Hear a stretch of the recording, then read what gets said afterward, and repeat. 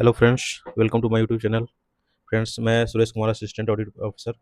मैं आज आप लोगों के बीच एसएससी सीपीओ सब इंस्पेक्टर की पोस्ट के लिए डिस्कशन कर रहा हूँ। इसमें जो है टोटल 2861 पोस्ट दिया गया है, जिसमें कैटेगरी वाइज हम देख लेंगे आगे कि कितने कितने किस कैटेगरी में पोस्ट आ रहे हैं। सबसे पहले हम इसको देखते हैं कि ऑनलाइन एप्लीकेशन स्टार्ट कब से हुआ है। स्टार्ट ऑनलाइन एप्लीकेशन का डेट का स्टार्टिंग डेट जो है 26/9/2025 से लेकर के 16/10 यानी 16 अक्टूबर 2025 तक ये फॉर्म अप्लाई होगा। Last date and time for receipt online application, last date जो है 16 अक्टूबर को 23 बजे यानी रात को 11 बजे तक ये एप्लीकेशन ऑनलाइन कर सकते हैं। लेकिन हम लोग जो है कि लास्ट डेट के लिए इसमें नहीं बैठेंगे, क्योंकि एसएससी का पोर्टल जो है लास्ट के 2-3 दिन में ना बहुत ही खराब स्थिति होता है, वो काम नहीं करता है। अब हम देख लेते हैं एप्लीकेशन फ़ी क्या है। एप्लीकेशन फ़ी जो है जनरल, ओबीसी एंड ईडब्ल्यूएस के पुरुषों के लिए 100 रुपया है। बाकी जो SC ST female, SC ST के पुरुष और फीमेल इस सब के लिए जो है 0 रुपया है, कोई फ़ी नहीं है। फ़ी एग्जम्प्टेड है। एंड पीएच कैंडिडेट्स के लिए जो है फ़ी एग्जम्प्टेड है। अब नेक्स्ट देखते हैं क्या है। Last date and time for online fee payment, fee payment के लिए 17 अक्टूबर तक आप वही रात के 11 बजे तक आप फ़ी पेमेंट कर सकते हैं। और किसी के एप्लीकेशन भरने टाइम कुछ गलती हो, फिर करेक्शन के लिए भी जो है आपको 24 तारीख से लेकर 26 तारीख तक का टाइम दिया जाएगा, उसमें आप करेक्शन कर सकते हैं। अब कंप्यूटर बेस्ड एग्जाम जो है कब से कब तक होगा, नवंबर से दिसंबर 2025 के बीच में होगा। अब नेक्स्ट देख लेते हैं। नेक्स्ट टेंटेटिव वैकेंसी का जो है कैटेगरी वाइज देखते हैं। टोटल 2861 पोस्ट है, जिसमें से ये आपको सब इंस्पेक्टर का पोस्ट कुछ दिल्ली पुलिस में मिलेगा और फिर सीएपीएफ में मिलेगा, सेंट्रल आर्म पुलिस फोर्स होता है, उसमें भी एसआई का पोस्ट है। तो देख लेते हैं सब इंस्पेक्टर इन दिल्ली पुलिस मेल के लिए क्या वैकेंसी है। ओपन वैकेंसी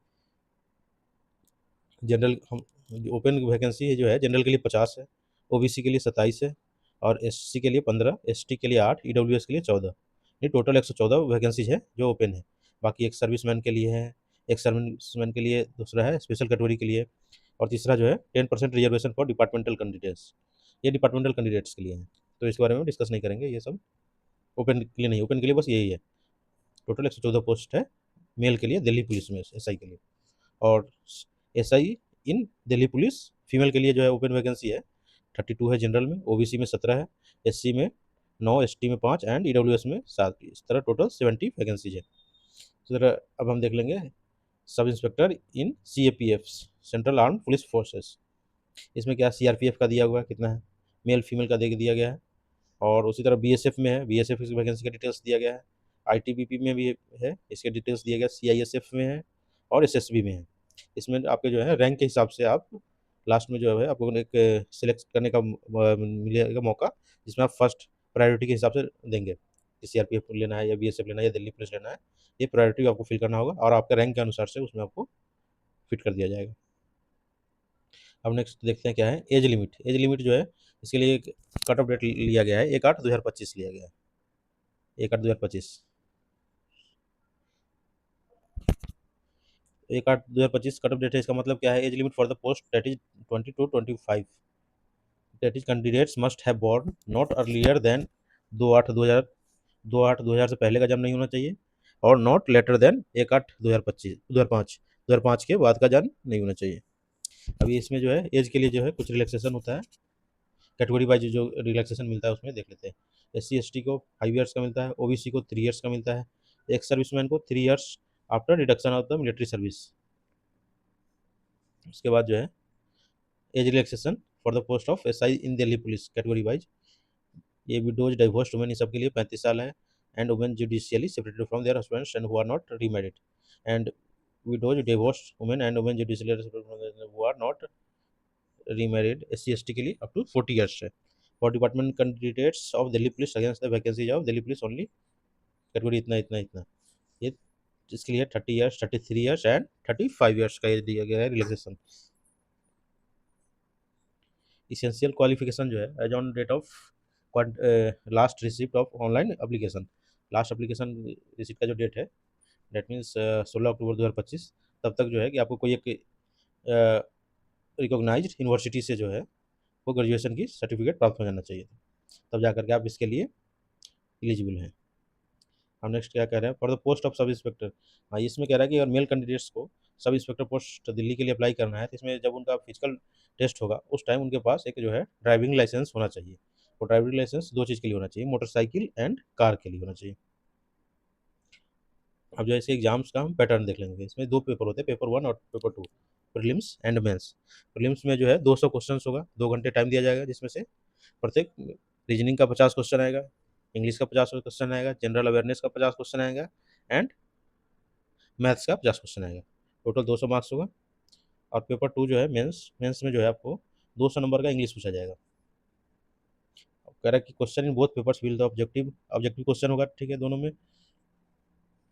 अब कह रहा है कि इसमें निगेटिव मार्किंग, और निगेटिव मार्किंग कितना होगा, 0.25, यानी 1/4 निगेटिव मार्किंग्स सब में मिलेगा आपको।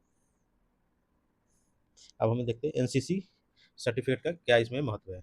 नेशनल कैडेट कॉर्प्स हम कहते हैं ना, एनसीसी का जो कोर्स करता है, एनसीसी का सर्टिफिकेट का कुछ महत्व है या नहीं। एनसीसी में अगर सी टाइप के सर्टिफिकेट है आपको, तो 10 मार्क्स आपको एक्स्ट्रा मिलेगा। पेपर 2 में आपको, पेपर 1 एंड 2 दोनों में 10 मार्क्स एक्स्ट्रा मिलेगा। एनसीसी बी सर्टिफिकेट आपके पास, तो 6 मार्क्स बोथ पेपर्स में मिलेगा, दोनों में। और एनसीसी ए सर्टिफिकेट है तो आपको 4 मार्क्स मिलेगा दोनों पेपर में, पेपर 1 एंड पेपर 2 में। अब नेक्स्ट अब देख लेते हैं हाइट, देख लेते हैं height norms for SI in सीएपीएफ्स।